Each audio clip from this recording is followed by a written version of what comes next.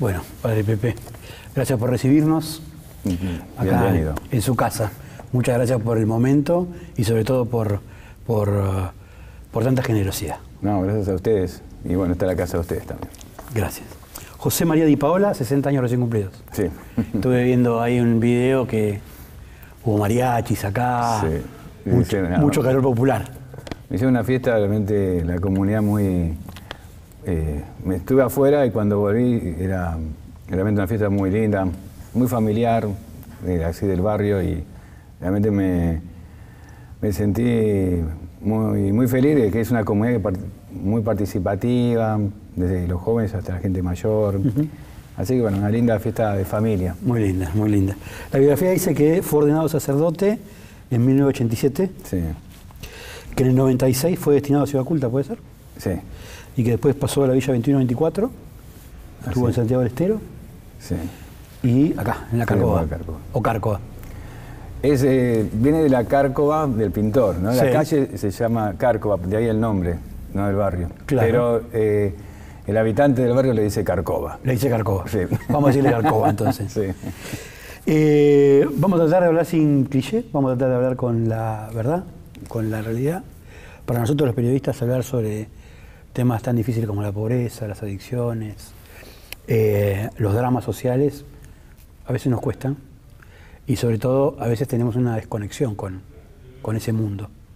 La intención de esta entrevista es conectarnos con ese mundo por su voz y que nos cuente un poco cómo están las cosas hoy. Bien. ¿Cómo nos puede describir lo que está pasando ahora en los barrios? Y yo le digo, ¿cómo están los barrios populares ahora? Mira, no deja de ser una mirada, no la mía, como trato de interpretar lo que pensamos los curas villeros, que realmente formamos un grupo de curas que está en varios barrios, ¿no? Nosotros en distintas barriadas de Gran Buenos Aires, de capital y también del interior, ¿no? ¿Qué tenemos de común? Que vivimos en los barrios, pueden ser las villas o en barrios populares, y vamos construyendo la vida cotidiana de la iglesia y la vida social, la dimensión social, espiritual social que tiene la iglesia, desde ahí, ¿no? Entonces, es como te diría un observatorio, si querés, desde adentro. Exacto. Eso es por ahí lo que nosotros podemos aportar con la mirada. Que evidentemente no es la única, pero sí realmente puede ser una mirada que también tiene sus años, porque imaginemos que el grupo tiene más de 50 años y entonces de esta experiencia de vivir en el barrio.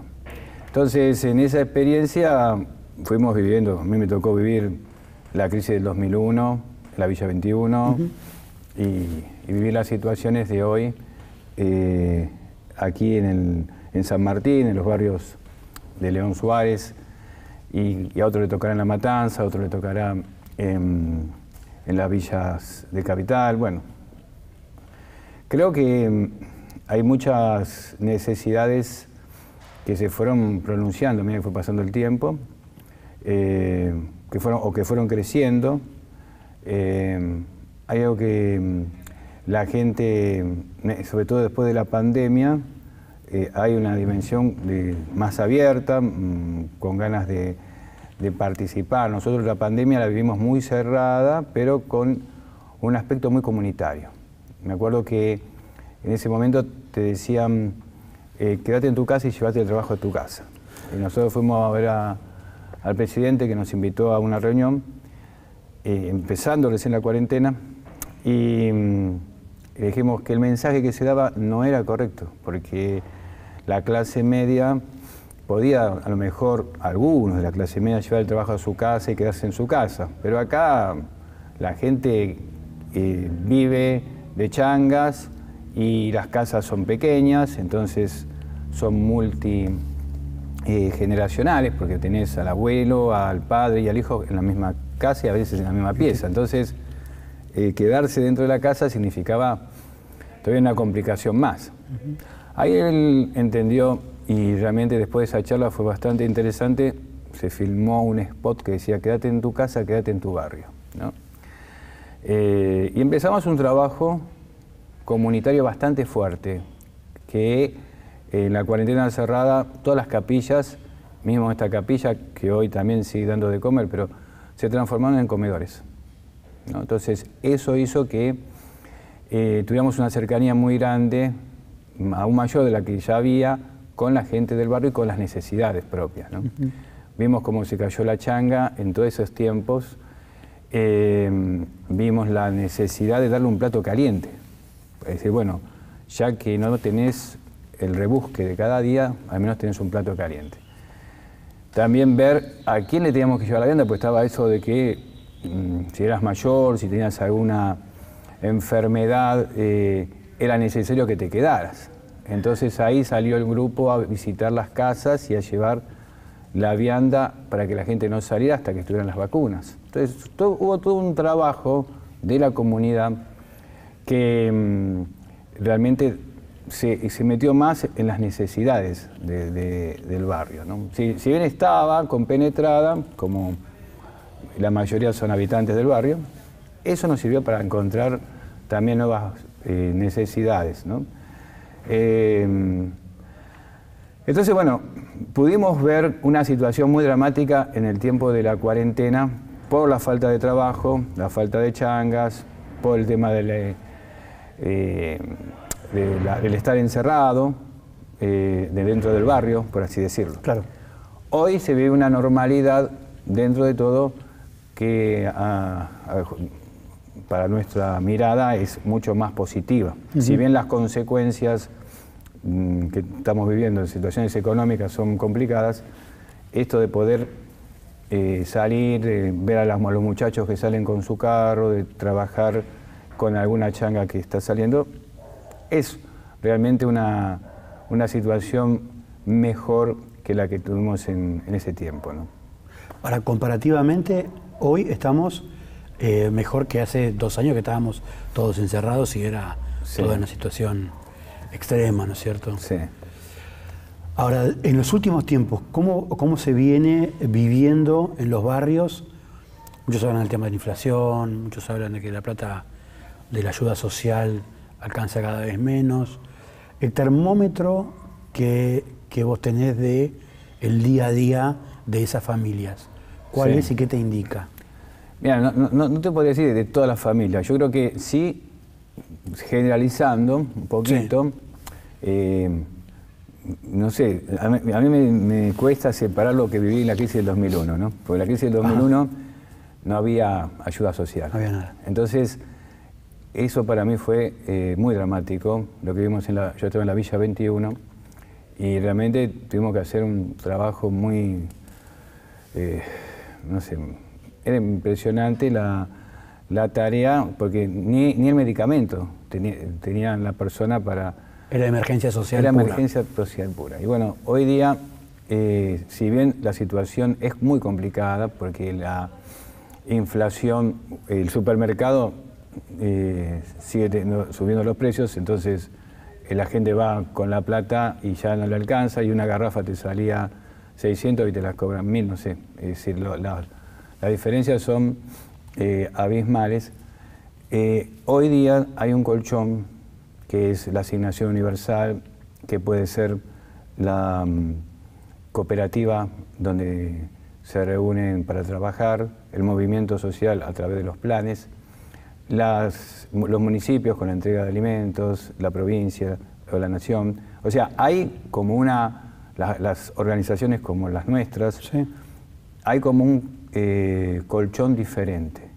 No digo que una red de contención. Hay una mayor posibilidad de tener algo en este tiempo frente a la gran crisis que se vive, que en esa época nosotros experimentábamos en el 2001, no había porque explotó y realmente fue muy difícil organizarse para poder ayudar, ¿no? Claro. Hoy día, en esta especie de comunidad organizada que planteamos nosotros, en donde vos decís, bueno, las organizaciones de un barrio, más, no sé, el Estado representado por el municipio o la provincia, tratamos de llevar adelante proyectos que tengan que ver con la educación, con el deporte, con la alimentación, que sin duda siempre va a ser, va a tener sus limitaciones. Claro. Pero bueno, esa presencia antes no existía. Eso me interesa mucho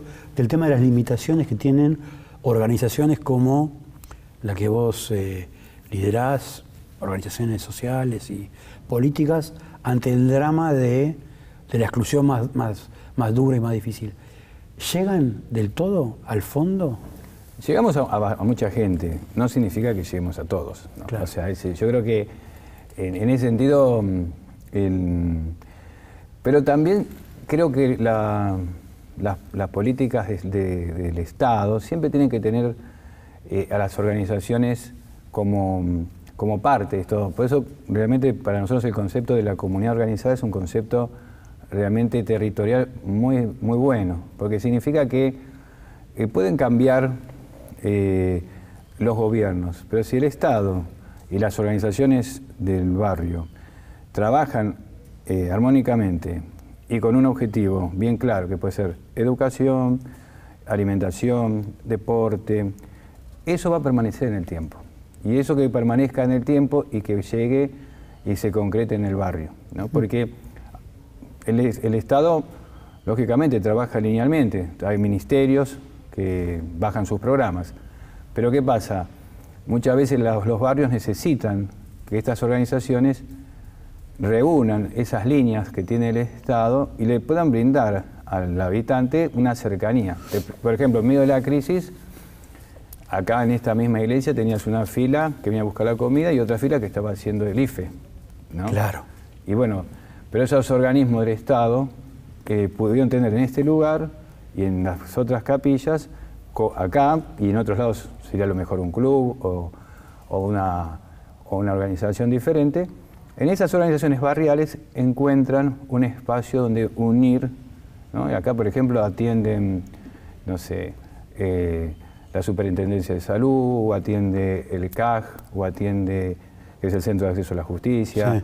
Sí. Tienen un día donde, y bueno, entre ellos van encontrándole caminos a la gente que vive en el barrio, ¿no? Comparativamente, de tu experiencia de 1996 en Ciudad Culta a la realidad de hoy, ¿qué diferencias hay entre la pobreza de esa época y la pobreza que tenemos hoy? Y yo lo veo cada vez más dimensionada. Por ahí yo te diría, en materia urbanística, sí, por así decirlo, no sé qué nombre ponerle, yo vivía en la Villa 21 y uno veía las calles de tierra, las casas de chapa y madera o de ladrillo con techo de chapa, toda una planta baja, con menos posibilidad de tener luz de forma permanente, con una especie de lejanía del Estado, en aquella época bastante grande. ¿Cómo pasaban estas barriadas? Claro. Yo creo que en ese sentido hubo un cambio en muchos de estos barrios, no sé, en todos no, pero en donde se ha metido asfalto, donde se ha metido algunas escuelas, en algunas de ellas, bueno, entre cosas que decidieron los municipios y cosas que las organizaciones hemos generado también. Claro. Bueno, hay una mayor presencia. Ahora, estructuralmente yo creo que es como la pobreza creció, porque también la población va creciendo. O sea, vos tenés, del año que estaba yo en la 21 a hoy, a lo mejor 2 generaciones más, ¿no? Entonces tenés chicos que a lo mejor les cuesta conseguir trabajo, chicos que se fue marcando una diferencia muy grande en la Argentina entre los sectores que acceden a una educación de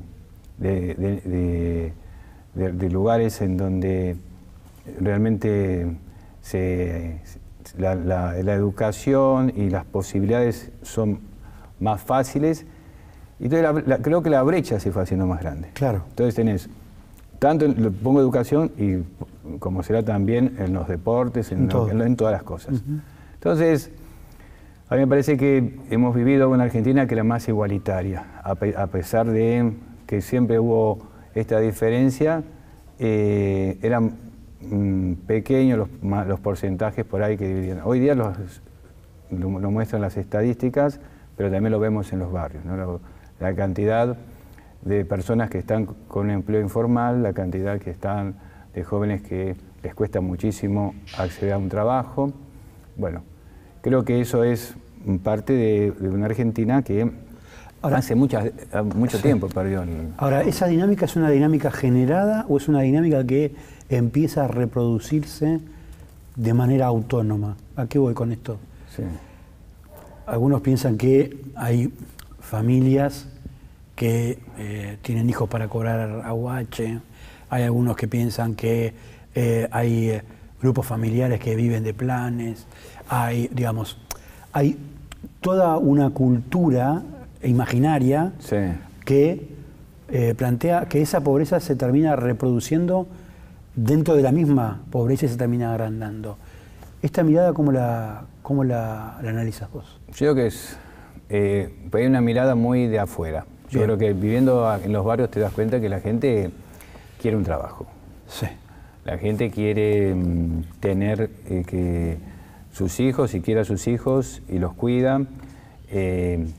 La vida se define más, yo diría, más temprano que en las clases medias de otros lados, ¿no? Entonces, a los 18 años quizás una parejita ya se juntó y tiene su primer hijo. Entonces, hay un modo de ver la vida, de cuidar la vida, que es diferente.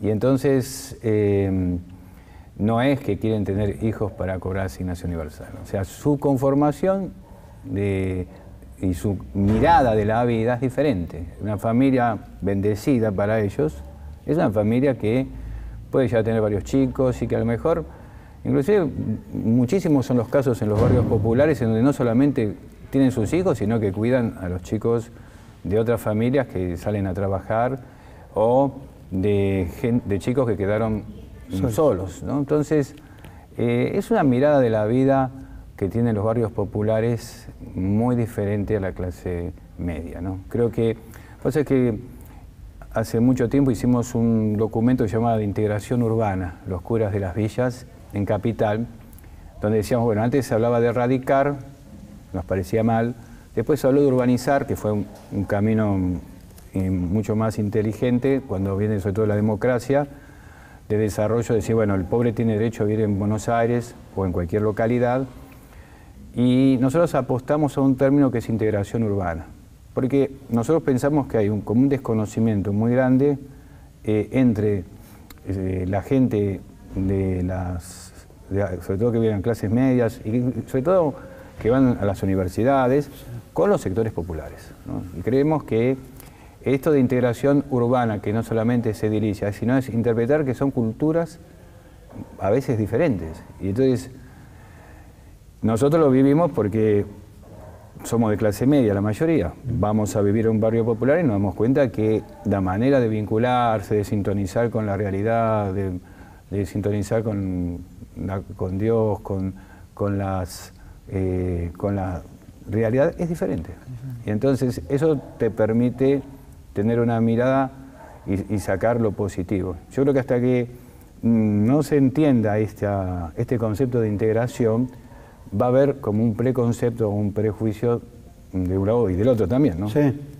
Esto te lo preguntaba porque hace unas semanas lo entrevisté a Pérsico, Emilio Pérsico.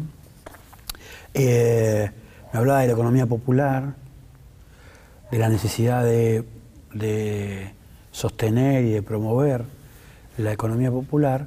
Y yo lo que le preguntaba era, yo no sé si a la persona que vive en el barrio le ofreces o está queriendo un plan o que la organización popular le dé un plan o que tenga un trabajo en blanco. Me da la sensación que la persona va a elegir tener un trabajo en blanco que estar en una cooperativa. Entonces, muchas veces la reproducción de esa, entre comillas, economía popular genera más economía popular y no menos. ¿Se entiende? Lo que pasa es que es lo que sea. Yo creo que lo bueno de la economía popular es que fue una respuesta muy positiva a los momentos de crisis. Claro. O sea, me parece que es tan real una cosa como la otra, porque la gente sí, lógicamente, va a buscar un empleo, pero el concepto de economía popular es como la respuesta de una comunidad que fue dejada de lado y que a través de las cooperativas, a través de los ingresos, ha logrado que dentro del mismo barrio se generaran posibilidades. Yo recuerdo, por ejemplo, con aquí gente que al recibir el plan, por ejemplo, pudo ponerle nafta a un vehículo y trabajar de remisero, o pudo activar un hornito y hacer pizzas. Entonces, ese es un dinero que la gente a veces no comprende, que vienen de esos planes, que viene muy bien porque activa una economía que se da dentro del barrio. Como así también muchas cooperativas han logrado poner en marcha cosas que daban por muertas, no sé, fábricas.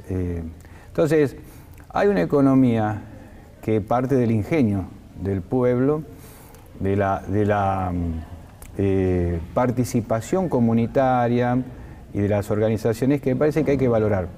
Yo creo que son las dos cosas, y más en esta época en donde hablamos de un porcentaje amplísimo de desocupación, sí, ¿no? Entonces, me parece... Y de informalidad, ¿no? Claro, entonces que entra en la informalidad y vos decís, son trabajadores, porque en el fondo también, yo creo que el concepto, alguna vez hablando con el gringo Castro y con alguno de ellos, el tema es que son trabajadores porque no es que hay trabajadores y no trabajadores, son trabajadores sí, y que lo hacen dentro de una economía informal y han tenido el ingenio de poder realizar tareas necesarias para un barrio o necesarios para la producción y que hay que apoyar, porque no van en poco tiempo a generar un empleo para... Obvio.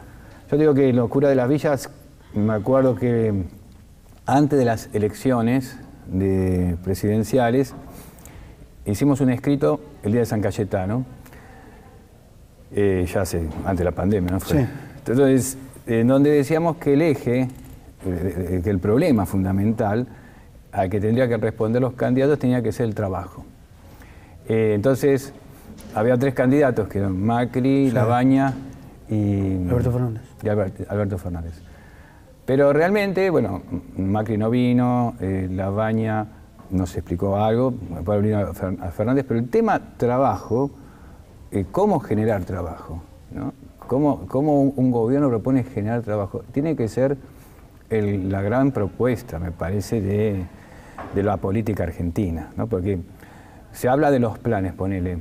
Yo a veces veo en la tele o me preguntan en algunos programas, y yo digo, si no estuvieran los planes, si no estuvieran las ayudas que da la asignación universal, si no estuviera, sería realmente un desastre. El punto es ese, el punto es, ¿los planes reproducen planes o los planes son una contención de un sistema que expulsa? ¿Se entiende? Y bueno, han nacido así. Yo creo que los planes fueron como una respuesta a esta falta de políticas porque muchos lo que dicen de es, trabajo. Lo que falta en Argentina es que haya menos capitalismo, y otros dicen, en realidad el problema que tiene Argentina es que nunca aplicó políticas capitalistas que permitieran desarrollar una economía que genere empleo de calidad.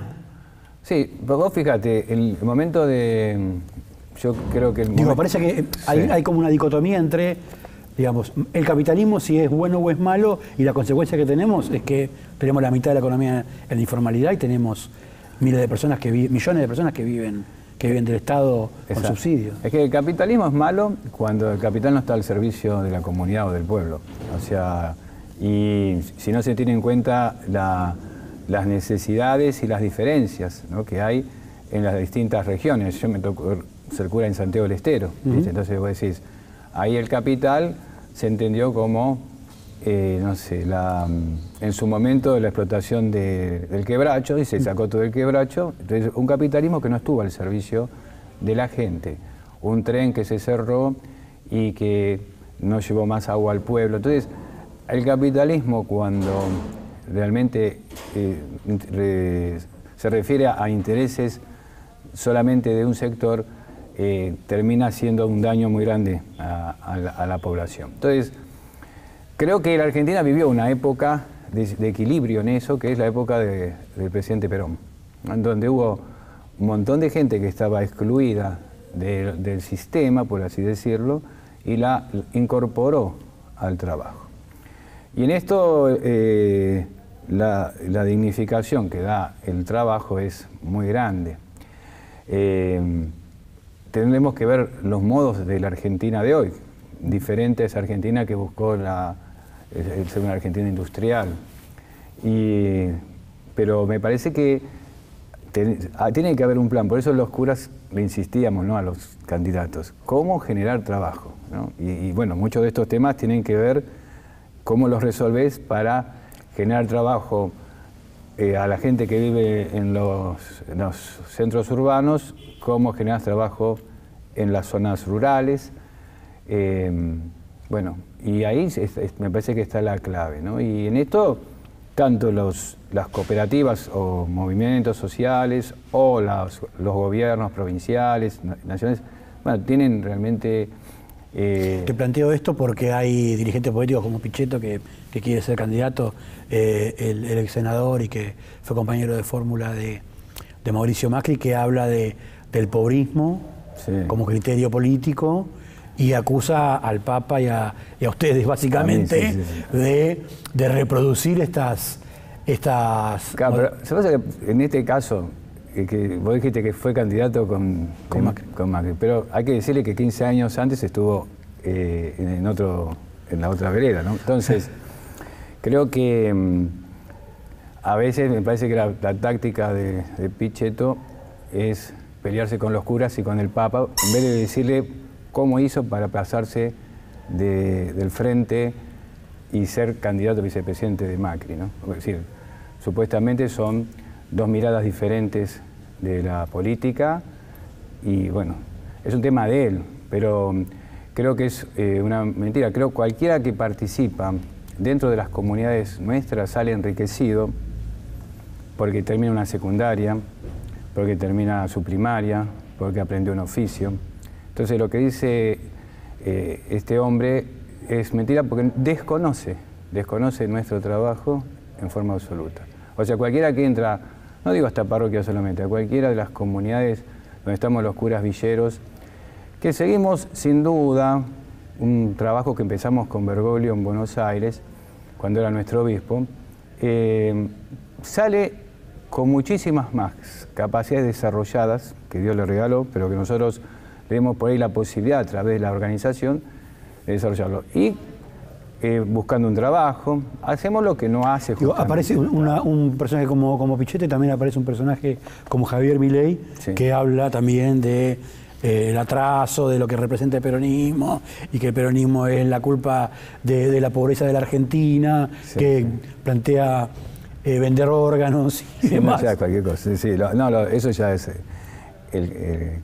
yo creo que, bueno, es un disparate, o sea, yo creo que no entender, son parte de la población que no se acerca a los barrios. O sea, visitar los barrios en campaña y de lejos, realmente no significa entender lo que es el barrio, lo que es el pueblo, las necesidades que el pueblo tiene en los barrios, en las villas, en los barrios populares, ¿no?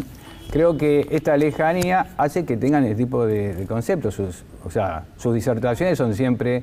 En la televisión son disertaciones que se dan en la universidad, que no me parece mal, en la medida en que tengan base en la realidad. Entonces, el atraso para mí no lo trajo el peronismo. El atraso para mí lo trae las malas políticas económicas que están ligadas más bien al liberalismo. Él dirá que no se entendió bien el liberalismo, bueno, después que le busque como quiera la respuesta, pero yo digo... Y una sociedad que es muy individualista, un mundo globalizado, donde se pierden valores. Y estos valores que, por ejemplo, hacen que una persona esté pensando más en su propio bienestar y no en un bienestar que sea de todos. Pero padre, en los últimos 20 años tuvo Duhalde, tuvo Néstor, tuvo Cristina, tuvo 4 años Macri y ahora está este gobierno de Alberto Fernández. En 20 años fueron 4 años de Macri y tenemos estos resultados. Sí, pero no te olvides que el liberalismo está como metido, o el individualismo está metido en la Argentina desde hace más tiempo. O sea... Pero de estos 20 años, en los mismos 20 años, un poco más que... Pero vos ponele, yo no puedo medir los últimos 20 años de alguien, o de una institución, o de la Argentina, sin darme cuenta que hay 30 años atrás en donde las cosas también se manejaron mal, donde hubo Martínez de Oz, donde se siguió también una política ligada al Fondo Monetario Internacional, donde se siguen todos los consejos. Entonces, toda esa realidad de un mundo más liberal, individualista, con una propuesta de ese tipo, bueno, es la puja permanente, pero creo que no es midiendo los últimos 20 años. Yo diría, por algo se llegó también a esa crisis del 2001, y fue el gobierno de la Rúa. Pero por eso, el gobierno de la Rúa termina en el 2001 y desde el 2002 hasta ahora... Pero digo, todo ese caos que bueno, ¿qué fueron las privatizaciones que se dieron? Acordate esto de que yo te decía del tren. El tren no llegó porque se privatizó en el medio. Entonces, y las empresas estatales dejaron un montón de gente afuera, sin trabajo. O sea, lo que plantea muchas veces es que los curas villeros, los curas que tienen participación, terminan siendo como militantes o punteros, o ese es el cuestionamiento, ¿no? No digo que lo comparta en lo más mínimo, pero la mirada que hay desde la política no peronista, entre comillas, lo analizan así. Pero porque no viven en los barrios. O sea, la mayoría de ellos, de los que tienen ese concepto, me consta que hay gente que está dentro de la mirada que no es peronista, viene aquí y entiende. O sea, no, esta es más bien la resonancia de un sector que últimamente tiene por ahí una especie de propuesta muy beligerante contra todos los que están en los ambientes populares o curas. Esto, por ejemplo, esto que hablabas de Pichetto, ¿no? Que en realidad él tendría que explicar sus pases. Y que es más fácil discutir con los curas o echarle la culpa al Papa de lo que ellos han hecho mal, a lo mejor, ¿no? O sea, las miradas políticas sesgadas que nos llevaron a las privatizaciones, que nos llevaron a que un montón de gente quedara sin trabajo, donde los campos, a lo mejor, la concentración que hay de la tierra en pocos, ha hecho que mucha gente se tuviera que ir. Lo vi en Santiago y lo vemos en cualquier provincia. O sea, antes vos decías, esta persona, esta familia vive en este paraje, bueno, de pronto vos vas 2 años después y no lo encontrás. ¿Por qué? Porque vino alguien que compró. Porque la informalidad hacía que tuvieran su espacio ancestral en donde vivían y cuidando sus animales. Bueno, entonces, este avance capitalista ha hecho que mucha gente quedara descartada. En Argentina y en el mundo, porque como es un fenómeno global. Cuando el Papa habla, a veces estas mismas personas piensan que nos está hablando solamente de Argentina, porque piensa que está haciendo... cuando en realidad está hablando de un fenómeno que a nivel mundial se está dando, y que lo único que produce son personas que quedan fuera del sistema, lo que el Papa dice, los descartados. Y que tiene razón. O sea, en ese sentido acompañamos su mirada, porque nosotros lo vemos y lo constatamos en los distintos lugares. Vamos a hablar del tema de adicciones. Sí. Tenés un conocimiento muy profundo de esto, digamos, tenés responsabilidad en la Iglesia sobre esta problemática.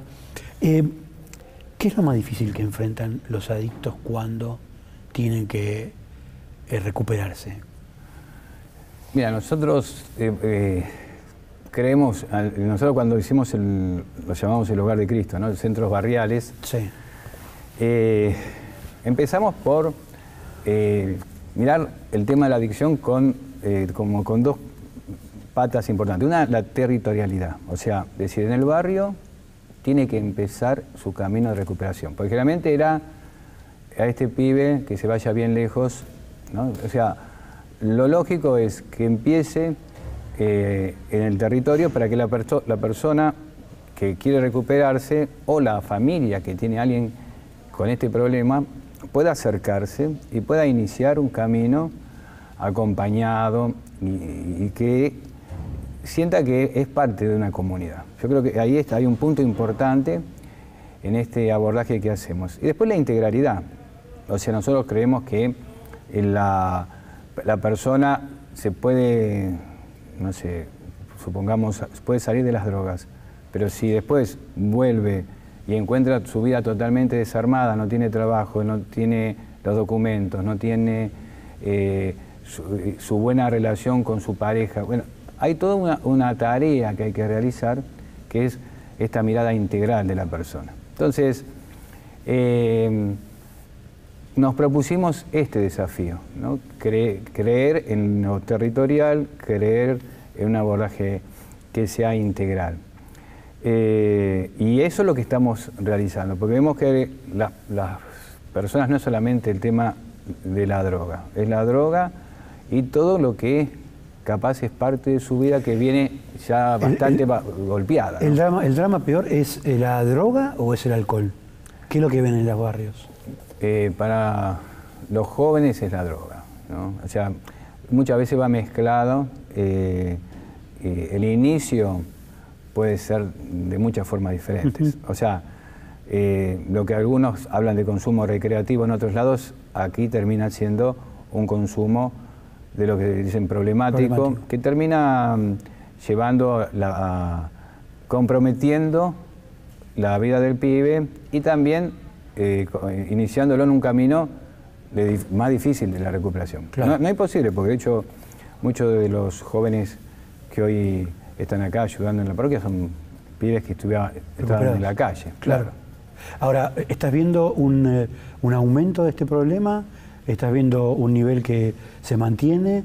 ¿Desde cuándo estás viendo esto? Yo creo que va en aumento. O sea, creo que nosotros, al tener una Argentina en donde las posibilidades para los jóvenes están muchas veces lejanas, y al haber una diferencia grande entre las posibilidades que tienen algunos jóvenes y otros, promovido también por una sociedad de consumo, porque pareciera que vos te realizás en la medida que consumís. Entonces, las drogas y todo también entran dentro de esto del consumir, ¿no? La sociedad consume un montón de cosas que son superficiales, innecesarias, pero que no le comprometen la salud. En este caso sí comprometen la salud, comprometen la vida. Hay toda vos recién hablabas del tema de lo recreativo, hay toda una línea ideológica, política, social inclusive, que plantea que la despenalización es una, ¿cómo se llama?, es un camino posible y un camino útil para luchar contra el narcotráfico. ¿Qué mirada tenés vos de esto? Mira, y sobre todo, ¿sabes qué me interesa? El tema de la marihuana. Es complicada. Yo creo que es una mirada muy también de clase media. Creo que una cosa es no criminalizar al adicto. O sea, que tiene que haber procedimientos en donde una persona no esté detenida por estar fumando un porro o por llevarlo, ¿no? Eso seguro. Los procedimientos en los que pueda trabajar la policía o cualquier agente de cualquier fuerza. Se puede trabajar eso, como también se puede trabajar en otros órdenes para no criminalizar al adicto, porque el adicto realmente está sufriendo las consecuencias de una sociedad en donde, bueno, parte del consumo es eso. Nosotros creemos que legalizar no es un paso positivo, porque significa que algo que le está ya comprometiendo la vida a los sectores, sobre todo más populares, va a terminar condenándolos a una especie de adicción mucho más fuerte. ¿Por qué? Porque van a tener a mano aquello que justamente le está estropeando la vida. Porque lo que se plantea desde esas miradas es que es como una visión paternalista de la persona, que hay sectores que pueden, entre comillas, controlarlo, como la clase media, y sectores que en teoría no pueden controlarlo, la clase baja. Entonces hay como dos leyes. Claro, sí, yo diría, la clase media tendría que darse cuenta que no tiene que hacer leyes para ellos. Creo que es al revés. Y la clase media muchas veces hace leyes en función de sus necesidades, cuando en realidad tenemos que hacer leyes que tengan en cuenta a todos los argentinos, ¿no? Entonces, si yo soy de clase media y pongamos que lo pudiera dominar, y me doy cuenta que a 10 cuadras hay una villa donde hay un montón de pibes que no la pueden dominar, porque si tengo una mirada social, si me siento realmente argentino, si me siento que mi mirada es comunitaria, evidentemente voy a tener en cuenta lo que le pasa a ellos, no solamente mis necesidades o mis deseos. Y creo que lo que falta en este momento, en la mirada de mucha gente de clase media, en clases, te diría, intelectuales argentinas, es esta mirada comunitaria, que antes se tenía en la Argentina, ¿no? Y creo que esto parte de este proceso que hablábamos antes y que tiene que ver con el individualismo, ¿no? O sea, pareciera que lo que a mí me hace bien, lo que a mí me gusta, lo tengo que hacer. Y tiene que haber esto, ¿y por qué no lo puedo hacer? No hay una mirada comunitaria. Si le hace mal a otro, si le hace daño a una gran parte de la población y después no lo tengo en cuenta, significa que tengo esa mirada individualista. Hubo hace poquito, de hecho fue todo un escándalo, un municipio que hablaba de probá y andá fijándote cómo te pega. Sí, realmente malísimo. La verdad que creo que esas miradas son tan cercanas, por ejemplo, estas miradas supuestamente progresistas. Porque en el fondo progresista significa lo que hacemos acá en los barrios, o sea, que significa querer transformar lo que vivimos y hacerlo mejor. Pareciera que ser progresista es ser un transgresor con difusión en clases medias, cuando en realidad el progresismo tiene que ser la transformación de la realidad mirando un barrio mejor, una provincia mejor, una Argentina mejor. Este tipo de miradas son muy pequeñas y bueno, no sé con qué intencionalidad lo hicieron. Tuviste que irte a Santiago del Estero por el tema de amenazas y sí, una situación complicada. ¿Cómo operan estos grupos y qué estás viendo de esas bandas? Porque tenemos el drama de Rosario y hay muchos que están temiendo que lo que ocurre en Rosario también se traslade con ese nivel de violencia al conurbano y a los partidos bonaerenses. ¿Cómo lo ves? Mira, yo te diría, la verdad es que cuando me tuve que ir fue complicado, porque la amenaza primero me llegó a mí, me quedé ahí en la Villa 21, ahí en ese momento tuve como un apoyo tanto de Bergoglio como de las autoridades, ¿no? Para quedarme, pero después empezaron a molestar a la gente que me rodeaba. Entonces yo le planteé a Bergoglio que me parece, después de 1 año y medio, ¿no? Que me tenía que ir porque uno puede poner en riesgo su vida, pero no la vida de los demás, ¿no? Creo que eso nos pasaría a cualquiera.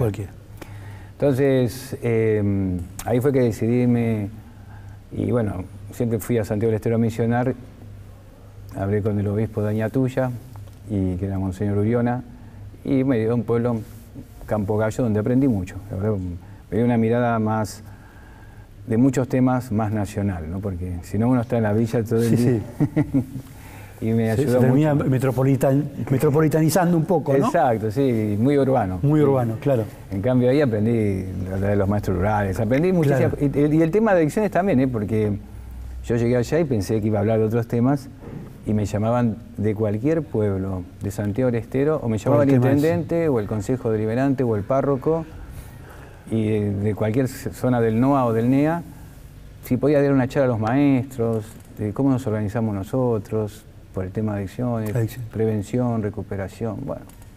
Así que es un tema que trasciende lo urbano. O sea, por ahí aquí hay una cuota más grande que es la marginalidad, que no se da en, claro. en los sectores. Pero volvamos al tema de los narcos, porque el tema de los narcos es un tema complejo, ¿no?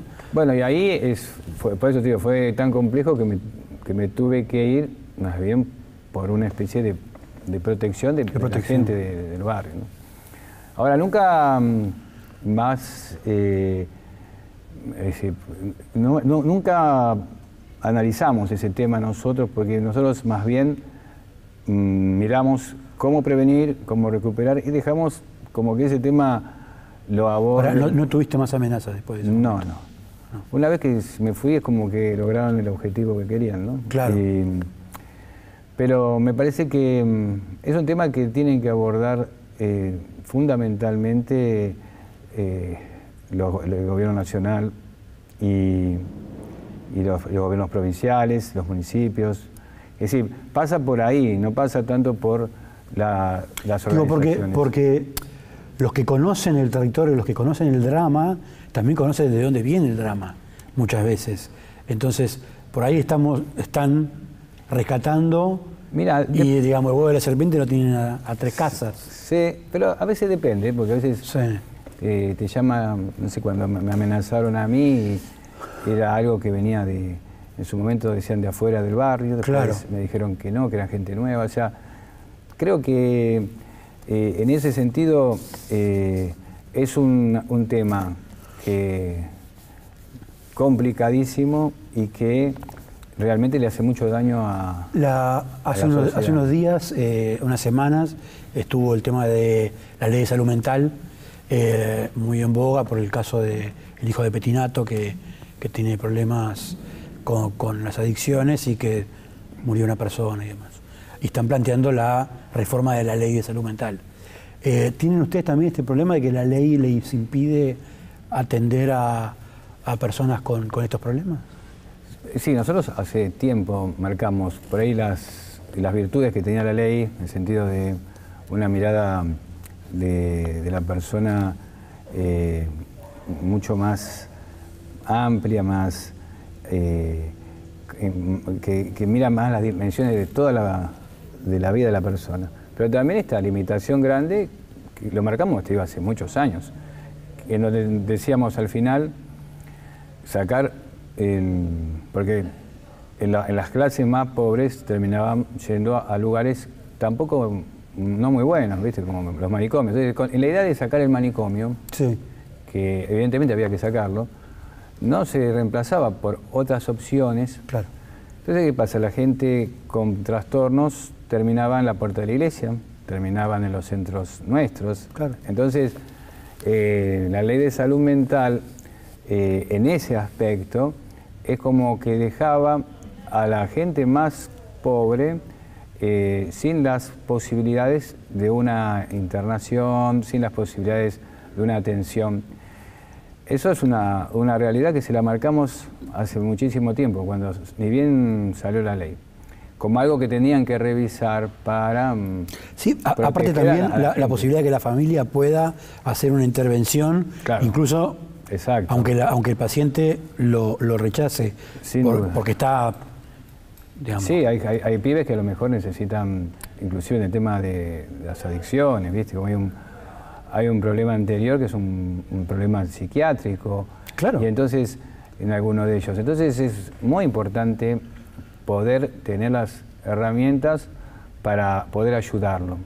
Por eso digo que estas miradas pseudo progresistas, no son progresistas, porque en el fondo si dejas con una aplicación de estas leyes a un montón de gente pobre en la calle, sin atención, no tiene nada de progresista. Total. O sea, creo que... Algunos dicen que la marihuana no hace mal y que un faso no es nada.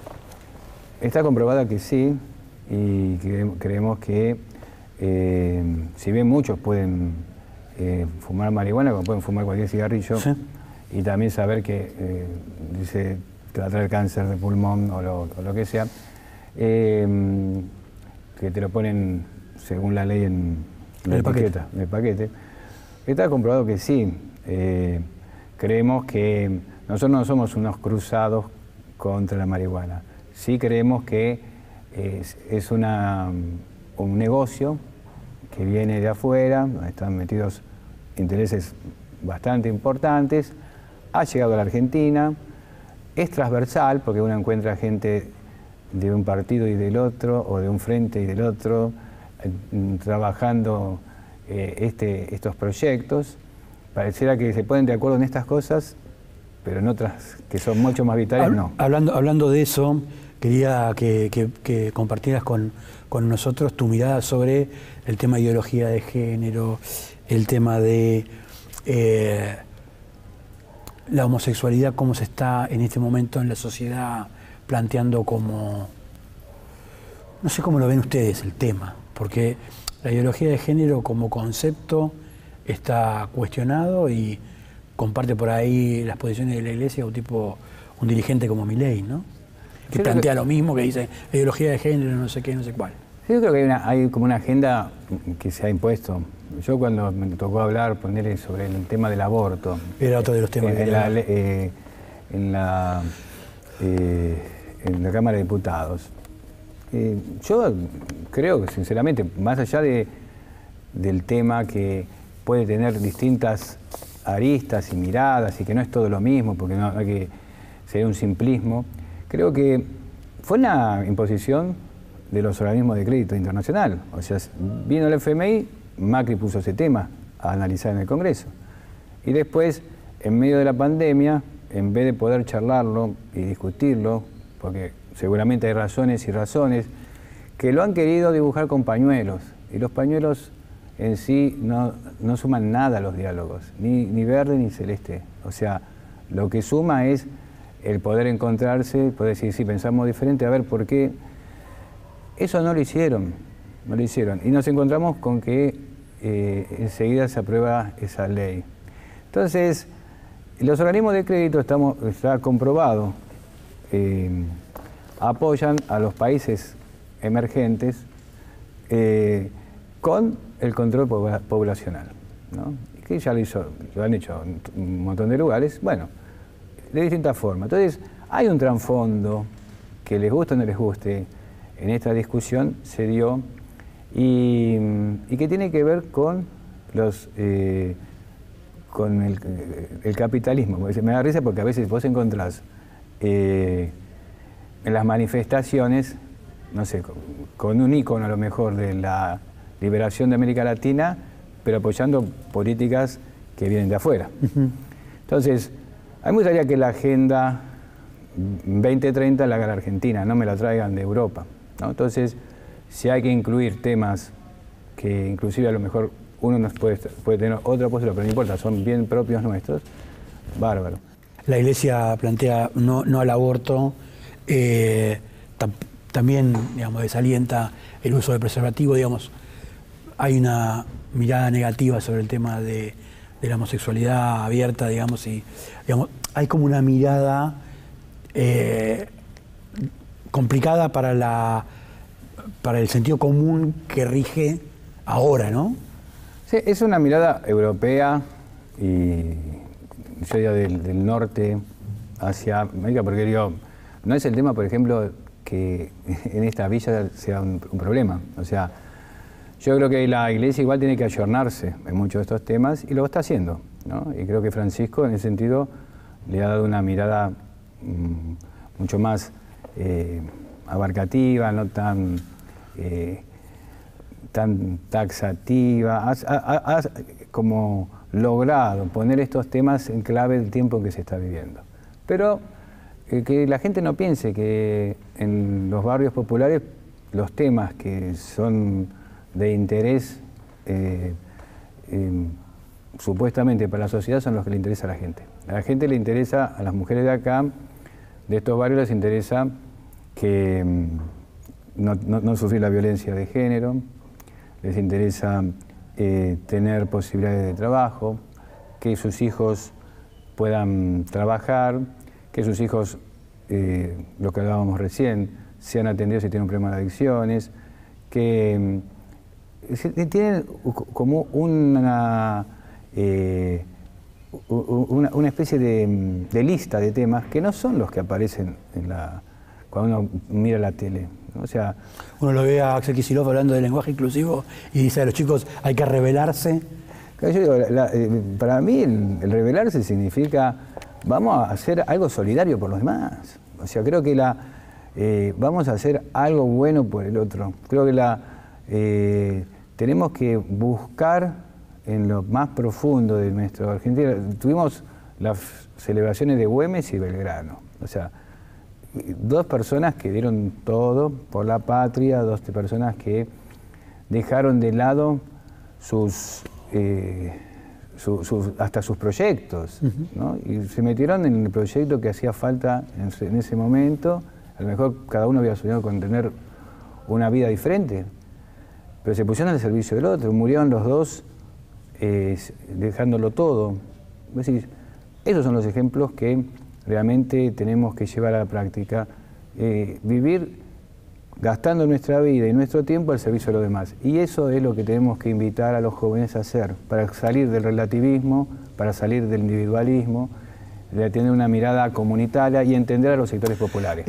Cristina dijo anteayer, que el Estado tiene que tomar el control de los planes sociales y que tuvo una mirada bastante negativa sobre las organizaciones sociales y sobre los planes, cómo actúan, ¿no?, las organizaciones sociales. ¿Cuál es tu mirada sobre esto? ¿Qué pensás de lo que dijo Cristina? No, la verdad que no sé. Sé que tuvo eso, pero no quisiera opinar porque no escuché o no leí su discurso, ¿no? Yo creo que las organizaciones son fruto de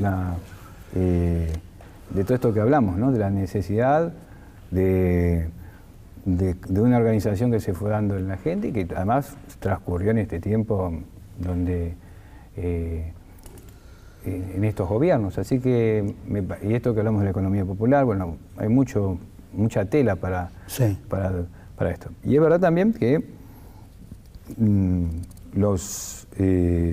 el Estado también, el empleo del trabajo, lo que hablábamos que se perdió en la Argentina, fue justamente por estas miradas. Hay una crítica, sobre todo después de que se conoció que organizaciones sociales le cobraban un porcentaje a los que recibían subsidios. Sí. No, pero eso es deleznable, sea del que sea, pero digo, creo que no es, a veces tomar un ejemplo no es, lo malo es generalizarlo, ¿no? Entonces, si bueno, que lo hace mal, sea el que haya que ver cómo corregirlo, ¿no? La última, vinculada al Papa. Va a cumplir 10 años de papado. ¿Por qué no viene? Sí, la verdad es que nos gustaría que venga, porque creo que estas barriadas, por ejemplo, están esperando que venga, te lo dicen.